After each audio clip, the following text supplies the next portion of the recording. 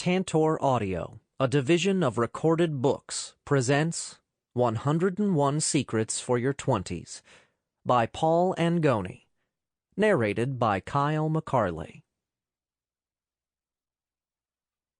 Introduction. Lights. Camera. Cue a 26-year-old male. Brown hair. Parted to the left. A face that both mothers and daughters can agree on. Getting ready for his job selling advertising space for a mid-sized website. Let's call him Peter. Peter grabs a light blue dress shirt, snapping it in the air a few times like he's trying to knock out a salmon, hoping the violent motion will somehow shake the wrinkles. He doesn't remember exactly when he stopped ironing his dress shirts before work. It wasn't a conscious decision. He just grabbed the iron one morning, stared at it for a few minutes, and put it back in the closet. In the grand scheme of things, wrinkles just didn't seem worth the time. An A- student in college, the editor-in-chief of the university newspaper, Peter had big plans as he crossed the graduation stage. To be a journalist, maybe an editor at the city newspaper. His dream was to write stories that matter, to highlight the good going on in the world instead of the bad. Everyone knew Peter would make it.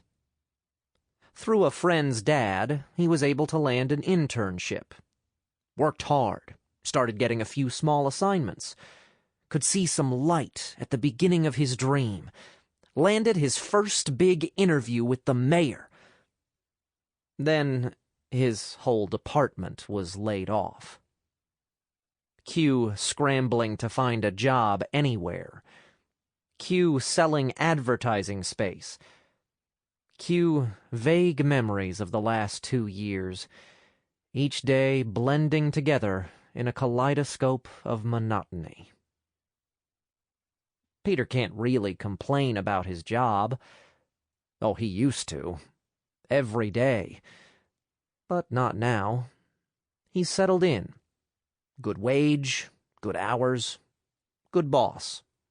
Good corner cubicle, and if he leans backward far enough and to the left, he can just see the window and the top branches of an elm tree.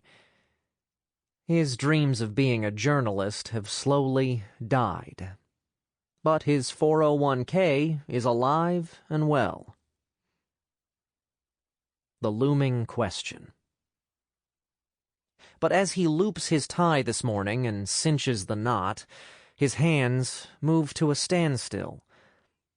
He stares into the mirror, his eyes locking like two spies trying to tell if the other is lying or telling the truth. Then, the question hits him. One that he's been avoiding.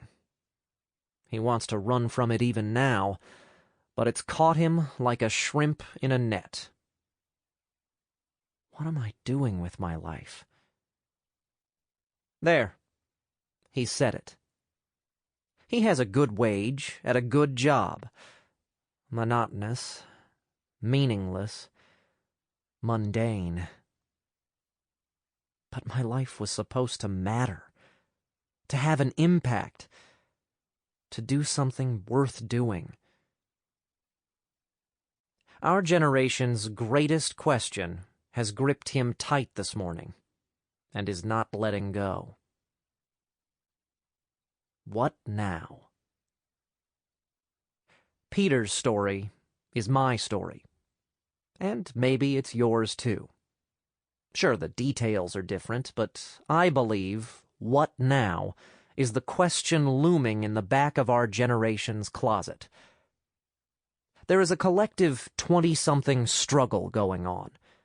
We're being propelled into the rest of our lives, and nothing can bring us back. How do we make sure we're shot in the right direction, while not being splattered across any windshields in the process? My story. For years in my 20s, I experienced ample amounts of my own unsuccess. I became bitter, frustrated, angry at God, man, and myself. My 20s weren't turning out to be the success fest I'd planned, and everybody was to blame. What was I doing wrong? Why were all my big dreams and plans mere fairy tales to life's blunt reality? Was everyone else sailing on the Rock Your Twenties cruise ship, and somehow I'd missed that boat? Sitting on a not-so-glamorous motel room floor while traveling for my less-than-ideal sales job, I made a pact with myself, God, and that 80s floral motel bedspread right next to me. I was going to find the secrets to doing my 20s right. Because up to that point, it all felt nothing but wrong. Little did I know, this search for these 20-something secrets would take the rest of my 20s to discover. Decade-long search. My search for the secrets journeyed through a master's program, a slew of lousy jobs, reading books galore, thousands of conversations, interviewing business leaders, interviewing 20-somethings who were actually experiencing success, and even interviewing elderly people in retirement homes with the hopes of living in one to glean from people at the end of their story to speak into our beginning. My search went near and far and back again. Finally, one Sunday afternoon, I decided to write an article called 21 Secrets for Your 20s on my website, allgrownup.com. My initial stab at formulating what I felt were the true, funny, encouraging, challenging, and honest secrets that I'd set out to find years ago. 3 days after posting that article, my website crashed due to tsunami waves of traffic. I didn't know such a thing was possible. I called my web host, pleaded with them to turn my site back on. 2 days later, my website crashed again and lay shipwrecked on an island in the Philippines for 5 hours. I didn't know such a thing was possible. Literally thousands of emails from 20-somethings began pouring into my inbox. A senior in college from Indonesia, a 24-year-old gal from Kenya, a recent grad from Wyoming, a professional in New York. 20-somethings from all over the globe, in all settings, with all backgrounds, were communicating to me their gratitude and the relief they felt knowing they were not alone in the trials and experiences unique to this decade. We were all going through the same stuff. These 21 secrets were speaking into a collective story and struggle, and yet I knew there were many more secrets that needed to be shared. Cue 101 Secrets for Your 20s. I think we can all agree. This 20-something shoot ain't easy. It's a decade exploding with intensity and ambiguity, anxiety and excitement, purpose and pointlessness. Answers riddled with questions, paradoxes mixed with 100% certainties.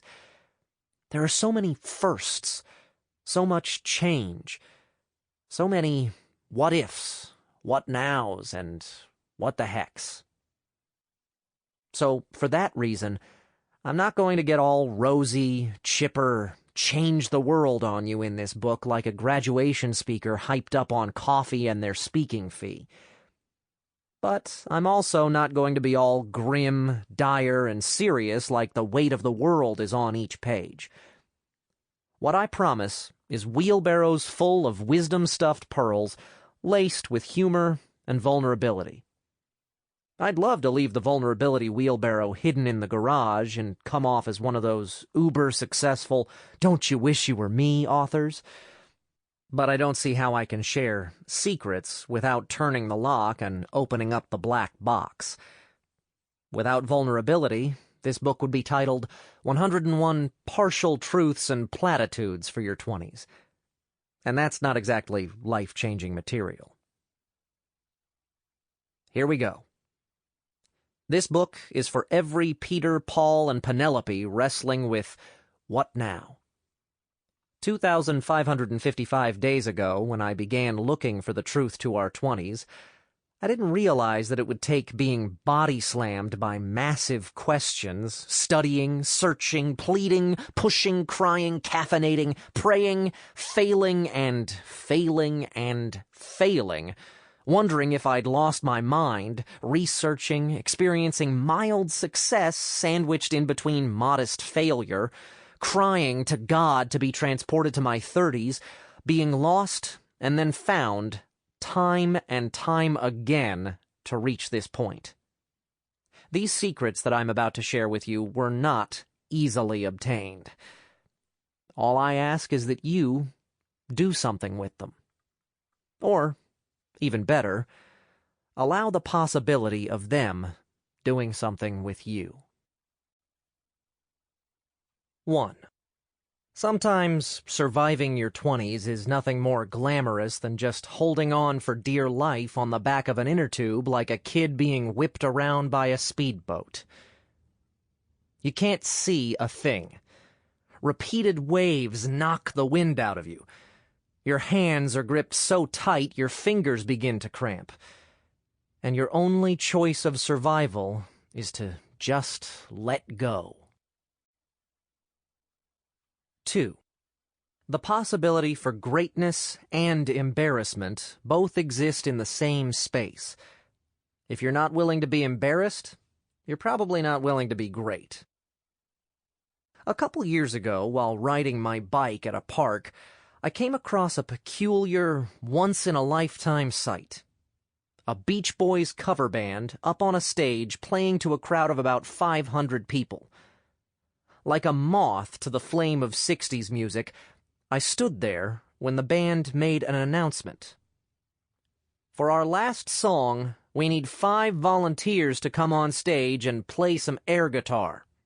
The crowd will vote on the best performance, with the winner getting this. The lead singer held up a beautiful white Les Paul guitar. First 5 that make it up front, make it on stage. Free guitar? I couldn't have pulled up at a better time, as I had a 50-foot head start on anyone in the crowd. People began to stand. A few started to run. I took 2 steps, then froze. I looked at the size of the crowd. Anxiety rushed through me like I'd downed 3 Mountain Dews before running with the bulls. Making a fool of myself for a free guitar? Was it worth it? I didn't know a soul in the crowd. Get me on stage, and I'll come alive and put on a show. But that takes me actually getting on stage. I deliberated. I debated.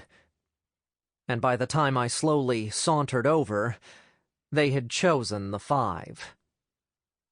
I missed the moment. I then watched the 5 who made it on stage give half-hearted, lame attempts at air guitar that would have made Jimi Hendrix cry, their fear of embarrassment making it embarrassing. I felt sick, because that guitar could have been mine. But you have to be on the stage to win. They weren't going to give the guitar to the bystander in the front row who swore he could have done it better. The fear of embarrassment kills. The possibility for embarrassment and greatness usually exist in the same space. It's difficult to remove one and not the other. When you do, you exist in the middle. Mediocrity, your brand. No one saying a thing about you, good or bad. Why would they? That's where I've existed most days. How many moments have I lived in a sterile, white-walled existence where my perceived appearance is the wild card that trumps all? Well, nuts to that. Let's overnight the fear of embarrassment to the unreachable depths of the South Pole. The fear of embarrassment poisons creativity. The fear of embarrassment stifles risk. The fear of embarrassment lets insecurities call the shots. Embarrassment thrives like a fungus in the petri dish of what will others think. Who cares what others think? Let them exist in the middle. I want my guitar. Who's with me? 3. Making and keeping friendships in your 20s is harder than G.I. Joe's abs. Making friends was so easy when we were kids. Or at least, that's how my nostalgia remembers it. You tackled a kid at recess, partnered with someone for bio lab, played a basketball game at the park, got cast in a play, moved into a dorm. Then, bam, you had a friend. Lots of them. Like the kid whose dad worked for Nintendo. Friends just waiting at your doorstep. And then college happened. The height of friend mania. And then college ended, and with it, so did many of your friendships. Where did all the friendships go? Then you entered the abyss. The friend abyss. Your 20s and 30s are deep, uncharted waters where friends are dumped in black bags never to be seen again. All those friends are friends forever friends, gone. The apparent expiration date on forever lasting about 2.5 years. Because you move, get married, have kids, or work a 60-hour-a-week job.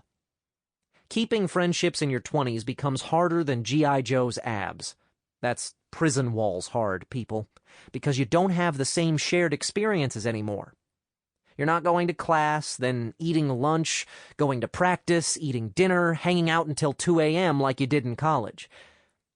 Now your best friend calls and the first thought in your head might be, really? Now? I don't have time. You stare at the phone as if to say, I'm sorry, as the ring lets out one last cry for help before it's sent to voicemail, like a kid sent to detention for not showing up on time. Maybe you'll call back in a day, or maybe a week. But most likely, when you do, you'll get voicemail too. Then you'll begin the respected 20-something tradition. Voicemail tag.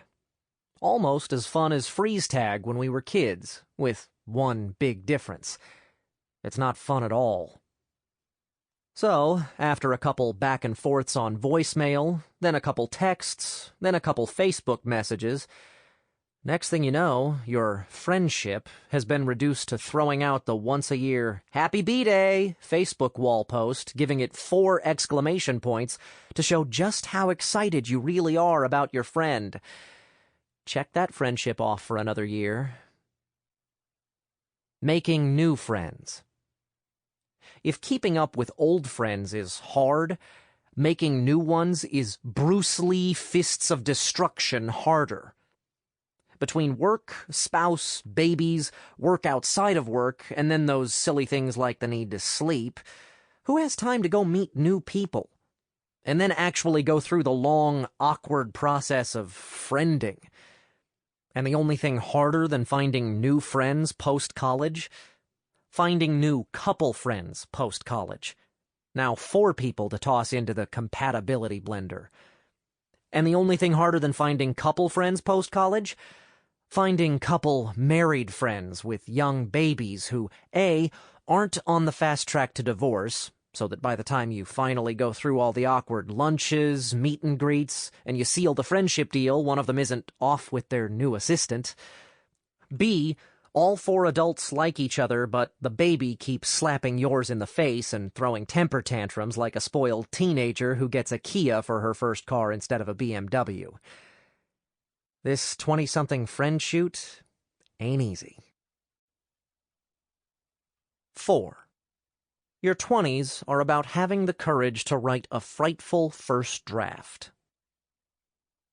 I think most of us went into our 20s expecting a box office smash, when instead our 20-something story is not even going to make it to the theaters. At least, not yet.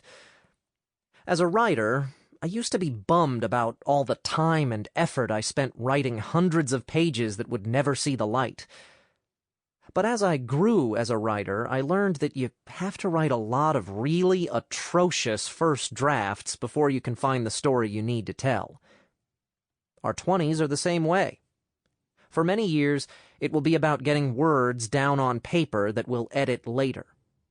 Plans will fail because that's part of frightful first draftdom. But 5 rewrites later, we'll lean back and say, wow, that's actually not too bad. We have to be willing to allow ourselves to write some terrible first drafts. You can't have a good story without a good struggle. 5. Don't ever check Facebook when you're A, depressed, B, drinking, C, depressed and drinking, D, unemployed, E, struggling with being blessed with singleness while some of your friends seem to be blessed with a Brad Pitt look-alike and that blazing white picket fence shining with the glory of the American dream on steroids, or F, anytime after 9:17 p.m. 6. Life will never feel like it's supposed to. When am I going to experience the success I am supposed to? I've asked that question exactly 4,399 times, and only now am I catching a whiff of the answer. Never. Because what the heck is supposed to? Who holds the blueprint for my life, down to the number of kids, salary, and size of my house? Who decides supposed to? Supposed to is a lie, a fairy tale. It is the stealer of peace and productivity. It is the leading cause of obsessive comparison disorder with everyone who has it better. No one has it all figured out. No one holds their first child with all the answers.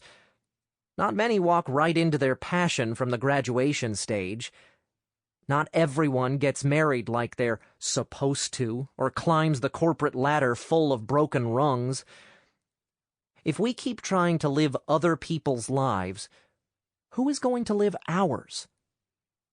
Being 20-something can feel like death by unmet expectations. However, you are right now, at this moment, exactly where you need to be. You'll just only be able to see that 5 years and 33 days from today. Let go of supposed to. Tie an anvil around its neck and throw it out to sea. If we're always trying to live like we're supposed to, we're never going to truly live. 7. Feel no shame in seeking help from a counselor or therapist. We all have rotting junk we try to wrap and hide under the Christmas tree. Get rid of it before it smells up your entire holiday. There is nothing more depressing than searching for a counselor to help with your depression. At 24 years old, depression was seeping under my bedroom door like a gas leak, and I had no idea who to call to help plug it up. I mean, find a counselor? How does one go about doing such a thing? It's not exactly something you post on Facebook. Hey, does anyone have a good recommendation for a Thai restaurant downtown? Oh, and a good therapist who specializes in depression and an anxiety that feels like your heart has been injected with 1,500 milligrams of caffeine? And if finding a counselor who you connect with isn't hard enough, finding a counselor who you connect with and can actually afford is a miracle worthy of a burning bush crossing the Red Sea. Sure, lots of us 20-somethings have an extra $300 a month lying around for mental health. I just didn't happen to be one of them. But we all need help. And sometimes the greatest help we need is help finding help. 8. Those friends who are uber successful in their 20s are the outlier, not the norm. If your friend is rolling around in that Range Rover or is posting pictures in front of that 3-story mini mansion, your friend either robbed a bank, is making heavy withdrawals from their parents' piggy bank, is making heavy withdrawals from Visa's plastic bank, is part of the 0.02% 20-somethings club that are making heavy deposits on their own. But remember, sometimes it's those who have the sleekest exteriors and the prettiest dining room sets who have the most garbage shoved in their closets. 9. Staying in a bad relationship is like letting your heart lie in the sun too long and then being surprised when it burns. 10. You grow into growing up. Part 1. Here are 29 signs you're, gasp, an adult. 1. IKEA has become your Disneyland. 2. Sleep goes from being your nemesis whom you avoid to your best friend whom you wish would come over more often. 3.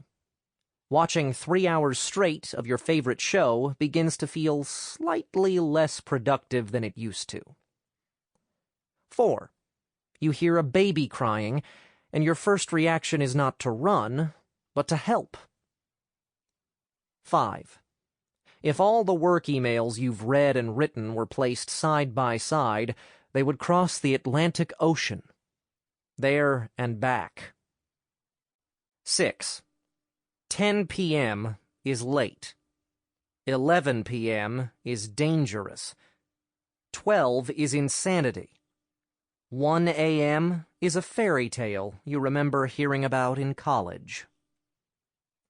7. Your body begins to ache from your vigorous lack of movement. 8. You begin discussions with, "Can you believe kids these days?" 9.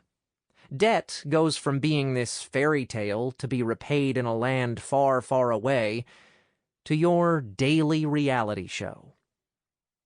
10. Memories of how you're going to feel Sunday morning actually begin to factor into your decisions on Saturday night. 11. A Christmas sweater with a reindeer on it feels like a good idea, and you're not being ironic. 12. You've mastered the interview, "This is my dream job, nod and smile," for a job you don't want, and can't believe you're applying for. 13. Facebook goes from being a hobby to an obsession to a chore you dread. 14. 93% of the photos on your phone are of your baby or pet. The remaining pictures are things you're trying to sell on Craigslist to make room for them. 15. You start cushioning all vacations with an extra day off for recovery time. 16. Having lower lumbar support has become a major concern. 17. The thought of buying a new sofa or kitchen appliance makes you as giddy as a 12-year-old at a Justin Bieber concert. 18. You don't spend the week organizing your plans for Saturday night. No, organizing is your plans for Saturday night. 19. You haven't sprinted in 2 years. Something you realize too late as you try to dash across the street to avoid oncoming traffic, only to pull muscles you forgot you had. 20. Classical music becomes this weird, welcomed breather. 21. You have your first kid and realize what it's like to be young, be a parent, and have no clue what you're doing. And for the first time in your life, you act. Sample complete. Ready to continue?